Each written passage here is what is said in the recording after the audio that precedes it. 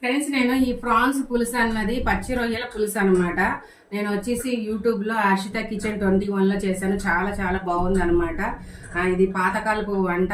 దీంట్లో బెండకాయలు కానీ కోడిగుడ్డు కూడా వేసుకోవచ్చు. చాలా టేస్ట్ ఉంది. ఒక్కసారి మనం చూద్దాం ఎట్లా వచ్చింది అని. మనకి ఫ్రాన్స్ అన్నది అసలు చెక్కు చెదరలేదు, ఎందుకంటే మనం బయట ఉడగొట్టి పెట్టుకొని కర్రీలో కలుపుకున్నాము. ఇది ఎలా చేశాను అన్నది చూడండి.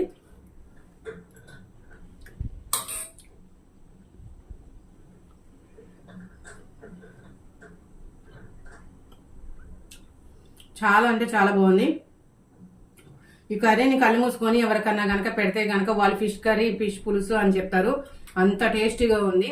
అసలు చాలా అంటే చాలా బాగుంది. నేను చెప్పలేకపోతున్నాను మాటల్లో. ఈ రెసిపీని మీరు కూడా ట్రై చేయండి, ఓకేనా? ఈ సమ్మర్ స్పెషల్ అనమాట. చింతపండుతో మనం మంచిగా తినొచ్చు, బాగుంటుంది, ఓకేనా? లైక్ చేయండి, షేర్